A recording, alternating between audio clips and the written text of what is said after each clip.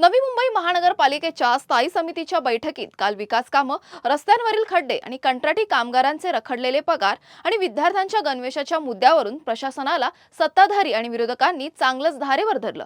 स्थायी समितीचे सभापती अशोक पाटील यांनी गणेश उत्सवापूर्वी शहरातील सर्व रस्ते खड्डेमुक्त करण्याचे आदेश प्रशासनाला दिले।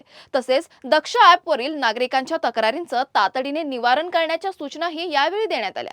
बैठकीत आरोग्य आणि शिक्षण विभागातील सफाई कामगार तसेच सुरक्षा रक्षकांचे 2 महिन्यांपासून रखडलेले पगार तात्काळ देण्याची मागणी करण्यात आली।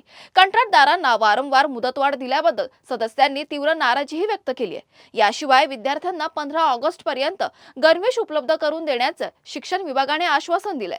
ठाणे बेलापूर रस्ता सुशोभीकरण, सीबीडी बेलापूर पंप हाऊस आणि नेरुळ मलनिस्सारण प्रकल्पासह विविध विकास कामांच्या प्रस्तावांनाही या बैठकीत मंजुरी देण्यात आली आहे।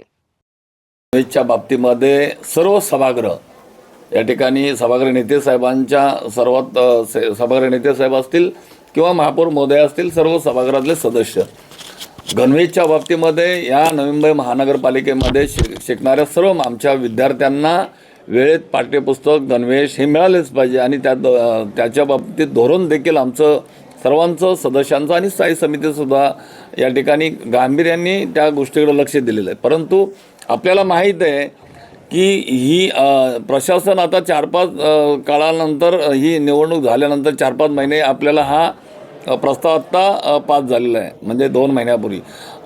आणि या प्रस्तावाच्या संदर्भामध्ये 15 ऑगस्टपर्यंत त्या ठेकेदारांनी गणवेश पूर्ण करावेत असे त्या ठिकाणी सचिव मॅडमनी, शिक्षण अधिकाऱ्यांनी देखील या ठिकाणी जबाबदारीनं या ठिकाणी बोललेले आहेत।